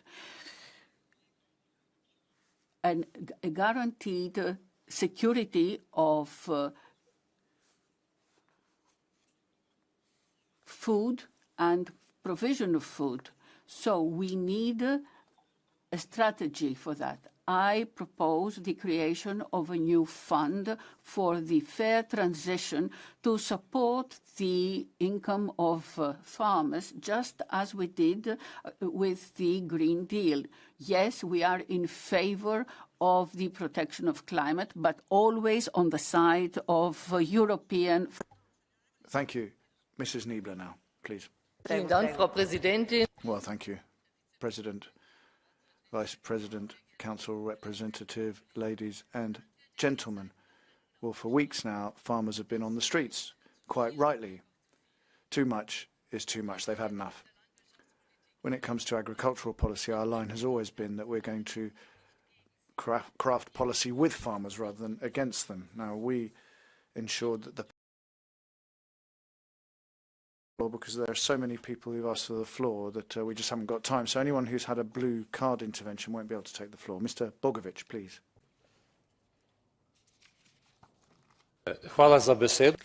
Thank you very much for the floor. In spring of last year, I joined the Slovenian farmers who started protesting. These protests were aimed against dumb measures coming from the EU. Back then, we realized what the Sustainable Use Regulation and the Nature Recovery Regulation meant. We together protested against those measures. For the first time, I protested against the EU measures because we went too far. The Slovenian farmers were protesting against the measures by the Slovenian government. These Slovenian measures only strengthened and worsened certain European measures that had not been yet adopted in the European Parliament. This same government, Slovenian government, wants to limit the use of wood for heating in rural areas. Farmers are protesting also against the current supply chains and distribution chains. We have to listen to the farmers. We have to find common solutions, not just discuss an added value burden. That was a guess. Well, we face a clear truth here. I mean, had farmers been respected, if their work had been respected, well, we probably wouldn't have seen all these demonstrations right across Europe, the latest ones in Brussels and Strasbourg. Now, the problem is not the green transition or the need to preserve the environment, because actually it's farmers who are the first ones to protect the environment. They live off the environment. The choice problem is the ideological environmental choices that are being made. They're not based on scientific evidence. They're not providing an alternative, and they're causing problems for an entire economic system. So our path can't simply be to go for lab-grown meat or not gathering crops because they shouldn't be harvested. We should respect the environment, yes, but we should also respect farmers and their work. Thank you. Mr. Jahr now, please. Onorevole Jahr. Frau Präsidentin. President, Vice President. Shouting in the room. Yeah. But we press the button at first. That's your problem. I stay here since the beginning of the meeting. Just a minute, colleagues. Just a minute. I also pressed the button in the beginning. Oh, I don't know. Onorevole Batman, I'm not avrà guilty. la Okay. parola. I'm going to give you the floor, Mrs. Vautman. You will get the floor. We're going by political group. And as you can see, you will get the floor. We're moving in political group order. Please be patient. Let's stay calm. And let's hear from our speakers. Mr. Jahr, please. Frau Präsidentin, Herr Vizepräsident. President, Vice President, the Commission is saying the following. We want to support farmers, but farmers feel looked down upon rather than being a solution. And now you're saying that the Structural Dialogue Forum is going to be the solution, but it really has to work this time. There needs to be trust. and that would include suspending the set-aside rule as long as the war in Ukraine goes on. Change the Basic Act and get rid of this set-aside requirement. Then there needs to be a program which buys up Ukrainian grain. Then we export that grain to North Africa. So we need open structural dialogue which focuses on providing solutions. Thank you. Mrs. Grappini, please. Madam President, Commissioner, dear colleagues, we have a key priority with the farmers in the street, and the Agriculture Commissioner is not here. How can we debate on priority topics for agriculture if the Commissioner is not here?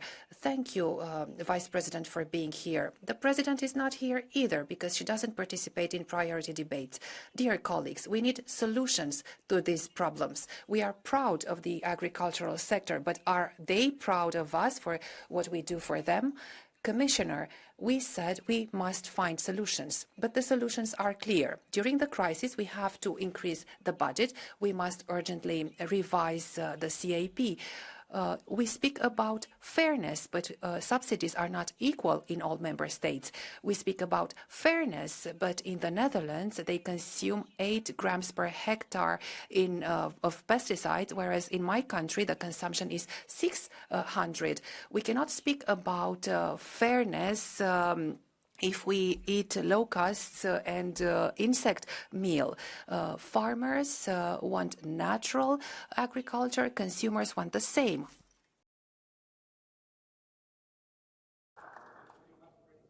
Thank you, Mr. Eisel. Ja som veľmi rád, že je tu aspoň pán Šefčovič, keď pani predsednička von der Leyenová nemala odvahu tu zostať s nami. Rastúce... We need to recognise that Ms von der Leyen has not had the courage of any convictions, and she has not stayed here for this debate. We have seen many protests on behalf of the farmers, and of course the reality in this House is that everybody is looking to the elections in June. The farmers are pressurising members of Parliament. The members of Parliament want to be re-elected. OK, the farmers are not a very large percentage of the population, but we can't use that as a reason to ignore their demands, because their demands are actually more than well justified. They have great difficulties in the normal course of events, but the repercussions from the Ukraine war have been huge for them, and the escalation in their fuel and inputs costs have been a big struggle for them to deal with. On top of that, they're now threatened with all the trade agreements which have been signed and the floods of cheap, sub-quality goods which are going to be coming into the European Union. I welcome the fact that the Commission has at least decided to suspend the... Thank you, Mr. Olekas. Please stick to 1 minute, because otherwise we won't be able to give everyone the floor, please. Thank you, President, Honourable Vice President, representatives of the Council. I'm happy that you heard the demands of the farmers when they came with the tractors and now are beginning a strategic dialogue. But what are your words and commitments worth if you don't fulfill them? When Lithuania was joining the EU back in 2004, we were told that external convergence, direct payments, will be evened out in 10 years. Now, 20 years later, there's no external convergence. Therefore, I'd like to call upon all of you and to fulfill our promises. We, first of all, must fulfill the promises given. We must fulfill the our commitments to the Baltic and Lithuanian farmers, and only then solve other problems. Thank you. Mrs. Votmans now, please. And let me just say... Data a tutti. C'è bisogno di calma e serenità. Prego, lei la parola. Mevrouw de voorzitter, en ik ben eigenlijk... Thank you, Madam President.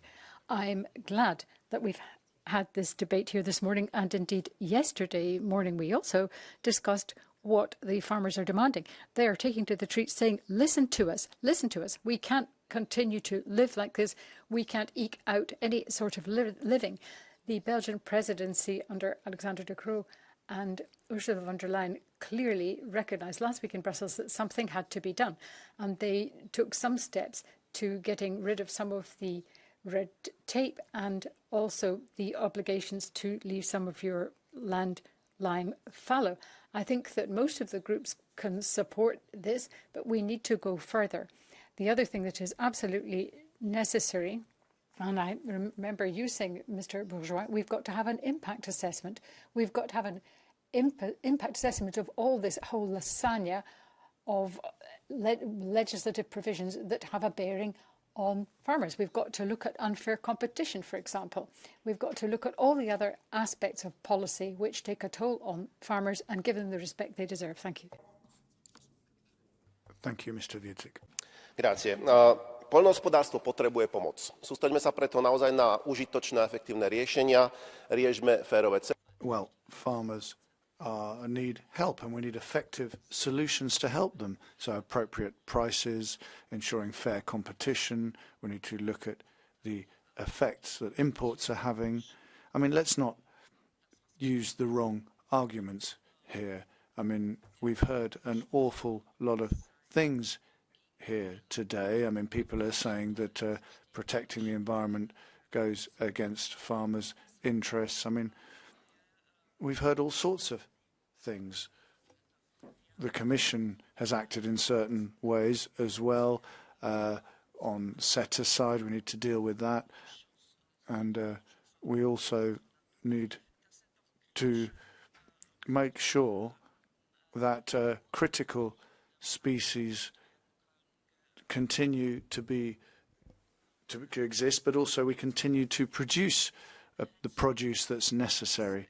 So we need to act against all the things we're hearing that aren't appropriate. It seems that here in this chamber, everybody is on the side of the farmers. Good for them. But where were you in 2020 when we environmentalists were saying that you should reject the Mercosur agreement? Or where were you in 2021 when we said that the new CAP would require more resources for farmers and less for agribusiness? Now you're climbing over each other, shoving each other out of the way to get photographs with the demonstrating farmers and their tractors. But what are you doing about agribusiness? If you really want to support farmers, then you need to put forward some proper proposals. You need to tax agribusiness and massive retailers who are operating to the detriment of farmers. You need to reject the Mercosur trade agreement, and you need to address the whole supply chain in the farm sector. You can't have a sector which is operating to the benefit of 20% of mass retail and nobody else. Mr. Ilčić, please. Poštovani kolege, mi s ovog dijela političkog spektra već godinama govorimo da je vaš pristup poljoprivredi. Thank you very much. Look at the political spectrum. We've criticized everyone else on the political spectrum and said, what you're doing to farming can't continue. Now it's the final straw that will break the camel's back. Now farmers are in the street, but you won't change direction. You have overburdened farmers with too many rules and regulations. There are too many restrictions under your Green Deal. You have cornered farmers with a flood of goods coming in from outside the EU. You've also placed restrictions on them, meaning they can't use synthetic and mineral fertilizers as much. They're not getting the same subsidies for their fuel. And now you think that they're going to be able to buy e-tractors, electric tractors? And then people are cut off from EU funding for LGBT reasons. So are you going to end production in Europe? I hope you are thrown out at the next elections. La rivoluzione green vuole Thank you. Well, the Green Revolution wants to change farmers' fields into fields of solar panels so that we can have energy to produce synthetic food. This is the crazy reality of what's happening. Tractors have been outside the European Parliament just for a few days, but you've been laying siege to farmers for years now. You've signed free trade agreements that have opened up the single market to products from third countries that don't have our standards. Some of you accuse us of having voted in favour of the CAP, but it's the only instrument we have to support farmers. If we hadn't voted in favour, they would have been struggling. Left-wing and Green members who didn't vote in favour of it, but it wasn't to support farmers. It was because they didn't think the CAP was green enough. It didn't damage farmers enough. I am proud of the fact that I voted against the crazy provisions linked to the Green Deal, which really bring European production to its knees, not only farming production. You've forgotten European workers, but European workers won't forget you can be sure of that. Thank you. Mr. Pereira, please. Thank you, President. Farmers are protesting throughout Europe, but there's one thing they've all got in common: the common agricultural policy. You might want rapid change, but this has been a terrible policy. It means aid is unfairly distributed. 70–80% of aid goes to just 7% of farmers. So as long as that continues, there will be injustice. Portuguese farmers have spoken about the lack of support for small farmers and medium-sized farms. This means that they're struggling as costs skyrocket, as their yields and income goes down. And on top of all that, there's a drought. We must show solidarity with farmers, including those who are demonstrating in Villarreal. All of this means we need to urgently alter the CAP. We need to have market management measures. We need to ensure food sovereignty for everyone. Thank you. Mr. Tarabella. European and Belgian farmers have been expressing, when I hear what Jordan Bardella is saying and the extreme right is doing in voting for the CAP that we have, I can see how far the hypocrisy has gone. You voted for this CAP and it exacerbates the disparities between small farmers and the massive farmers. The reality is that we are partially responsible for the situation in which farmers find themselves in and the way we have funded and promoted large-scale farming. We need to have a policy which is based on a radical rethink of imports, for example, from Latin America. We need mirror clauses governing the dairy and beef imports. And thank you, Mr. Tarabella. We have to stop catch the eye here. We took 13 speakers out of 24, taking account of the size of political groups. The next debate starts at 11, but we've still got the Commission and Council to take the floor, colleagues, unfortunately. So, Mr. Šefčovič, please. Micro, please. Please. Je m'entends? Please. Ok, merci. No, lei non può intervenire. Se è un... No, I'm afraid you can't take the floor, unless it's a point of order or something. But I'm afraid you can't take the floor under Catch the Eye. The Catch the Eye procedure has been concluded. We tried to balance the different political groups. Catch the Eye is now concluded. The floor now goes to Vice President Šefčovič, please. And we asked for the floor right at the beginning. We have responsibly listened to the entire debate. We stayed here out of respect for the institution. The speaker's microphone is cut off. Allora, onorevoli,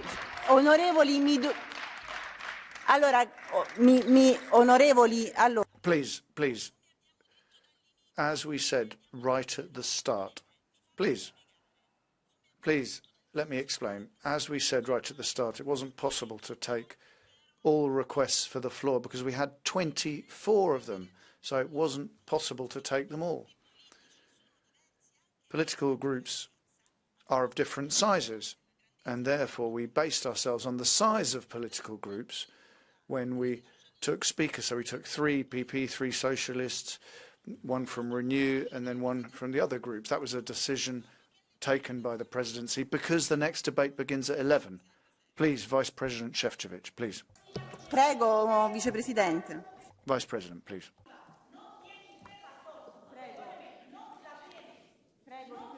Yes, thank you. Thank you very much. Madam President, Madam Minister, honourable members of the European Parliament. First and foremost, I would like to thank all of you for having added this key debate at the level of political leaders. And I think that this debate clearly demonstrated that our agriculture and rural communities are affected by a wide range of policies, several crises and current geopolitical tension. And therefore, I'm glad that I could have participated in this debate on behalf of the European Commission. You, honourable members, clearly highlighted how complex issue we are going to discuss today, especially in these challenging times for Europe and farmers. But I think what is absolutely clear also after this morning exchange is that what we need is to work better together, that we need together look for constructive solutions. And I think, as Madam Garcia Perez mentioned it, early on in our discussion, farmers need EU and EU needs farmers. And I would like to ensure all of you, and especially our farmers and foresters community, that we treat them with the utmost respect and appreciation for their work, and that we will continue to do so also in the future. I think that now clearly it's a time to work on how can we overcome the polarization which got into our discussion, what we can do to build bridges. And I cannot find a better place like this House to start with this process, to build the bridges, to look for the common solutions, and to have a right focus on our discussions for the future. And how to do it in the best possible way is to propose and work on the concrete solutions. And many ideas have been already mentioned here today. And also, as Madam Woodman said yesterday in our debate with the President of the European Commission. What I kind of record and recall that all of you called for making sure that we have to address one crucial point, and this is how to guarantee decent income for our farmers, how to make sure that those who produce in a sustainable manner, who are treating their employees decently, who respect all environmental forms, will not be under alternative imports from abroad, and that's something what we are clearly looking at and what we want to address. Mr. Mureșanu, Mr. Weber and many others have been calling for making sure that we will not take the decisions on agriculture without talking to the farmers. And we are doing exactly that. Therefore, we launched our strategic dialogue on future of agriculture well in advance of the next discussion on the next 7 years budget and next debate on the future CAP. And I believe that through that strategic dialogue and also with your participation, we will have plenty of the ideas how to structure and frame those policies better. And I agree with Mr. Alvarez that we have to work with the farmers because they have to feel the ownership of this process, and this is how the structured strategic dialogue is organised. Madam Miller was referring to the importance to make sure that the strategic dialogue shouldn't just be a top-down approach. And I totally agree with her, and therefore we made sure the participation in this discussion is wide-ranging, that we have big farmers, small farmers, young farmers, organic farmers, that we have representatives of the whole value chain, researchers, innovators, but also academicians. And I very much appreciate that some of you suggested that it would be good to also discuss these issues on the regional level, and I can assure you that through the special portal which we created for this, we are ready to accommodate also the ideas coming from you, coming from regional dialogue, so they would enrich the final report which we will present to all of you by the end of summer as a result of this strategic dialogue. I also agree with you, honourable members, that the best quality food in the world is produced here in Europe, and that our farmers are guaranteeing not only the food security for all Europeans, but that also created the sector about which we are proud because it's an important part of the European economy. And we want to improve it further because the European farmers must consolidate this important position for now and for the future. Madam Carvalho had several discussions with them, and indeed we have to find a solution to the two prevailing problems they've been highlighting to me: access to land and access to finance.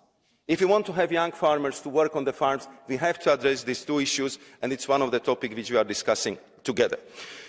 Many of you called for better use of our regional policies to make sure that our rural areas have a good schools, have a good internet, have good digital and transport infrastructure, because it's an important part for our farmers to be efficient and for young farmers to be, of course, attracted into this profession.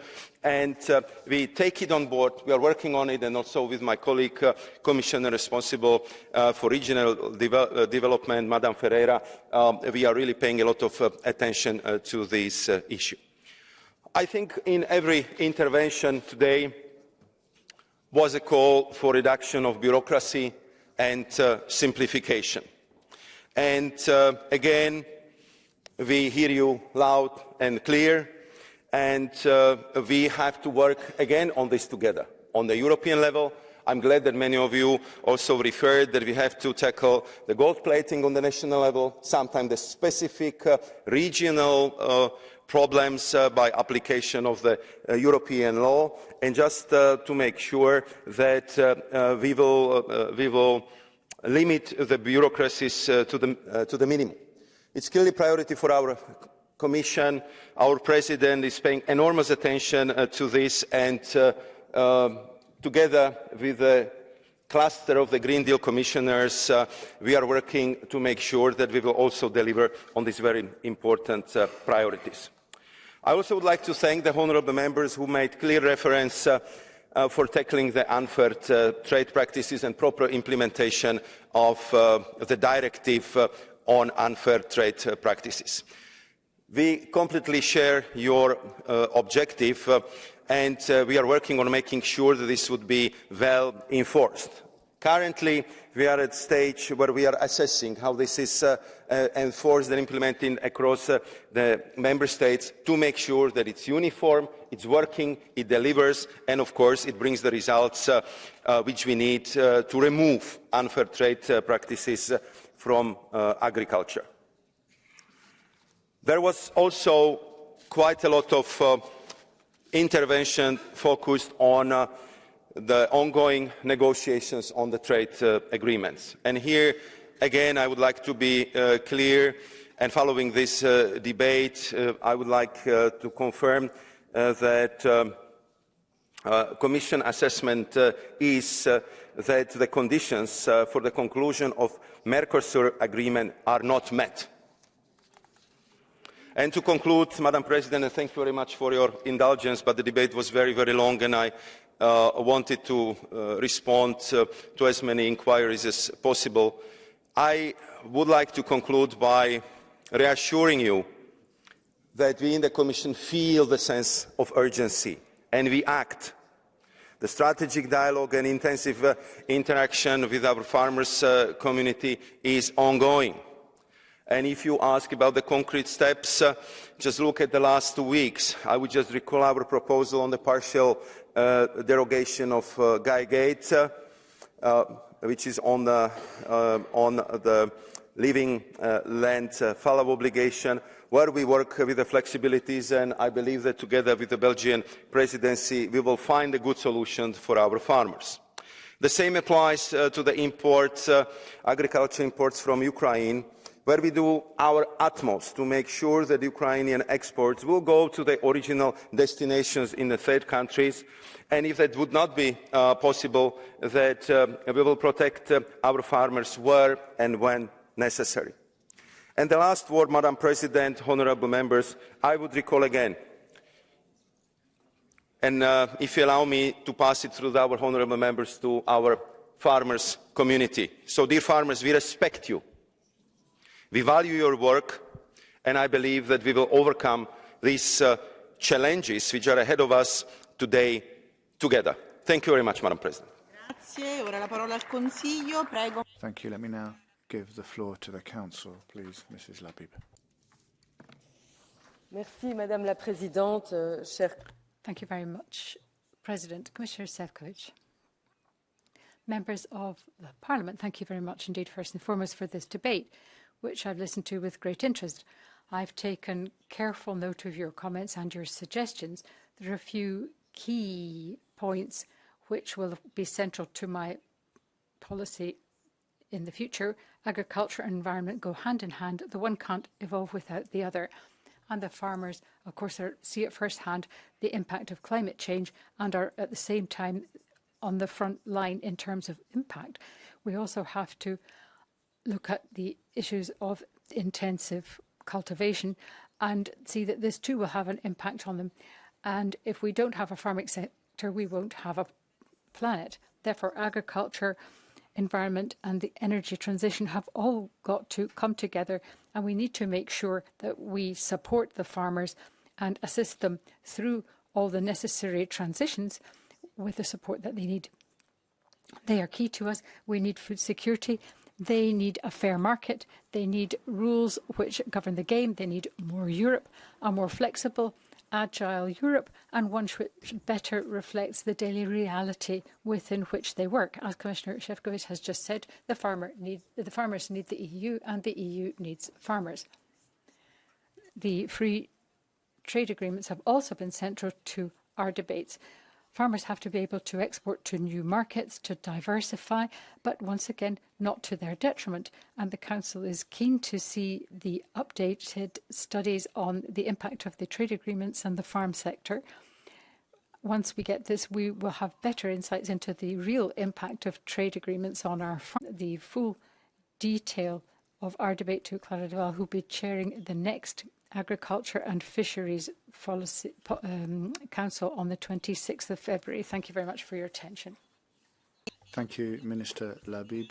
That concludes that debate, and our work continues with the This is Europe debate with the President of Romania, Klaus Ioannis. Thank you.